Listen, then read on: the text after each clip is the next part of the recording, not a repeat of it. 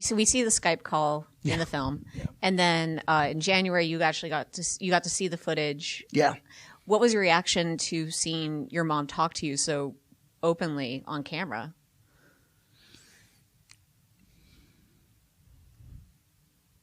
She was like a ghost. I mean, she was just like this.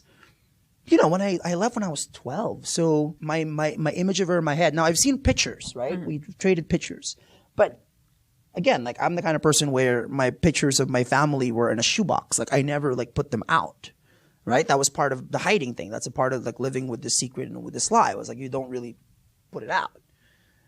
So seeing her, it was like seeing like this person, and it was like seeing myself in a really weird way. Mm-hmm. I mean, she could have been, that footage of her could have been the whole film. But then you start thinking about, you know, as I'm sure the filmmakers here, like what the acts are, right? How are we going to go from, I remember I knew that I had made I knew that we were done. Clearly you're never done with the film, but I felt comfortable enough with the film when I played the final cut to myself with no sound. I just wanted to see like how it carried across visually.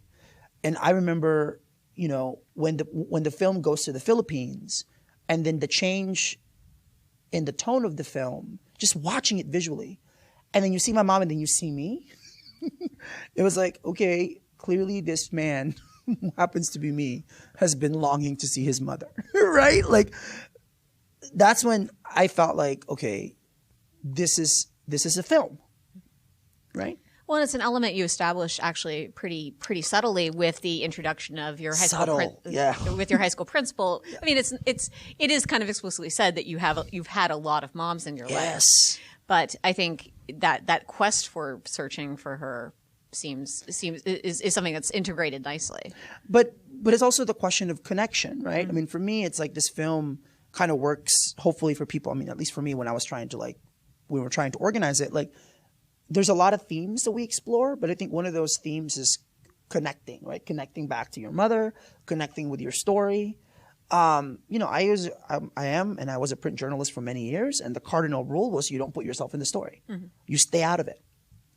With this one, I placed myself squarely in the middle of it and just tried to, as much as possible, you know, I mean, as anybody here knows, like, you tell a story specific enough, it becomes universal. Mm-hmm.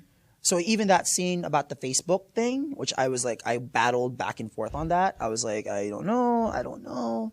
But then, of course, we put it in. Thank God my editor. I mean, I am just Sabrina Schmidt-Gordon, who edited the film. Just this woman saved me for myself. You know, she and I had these really intense conversations about, look, like, we have to show the complexity of this relationship. What happens when you separate people?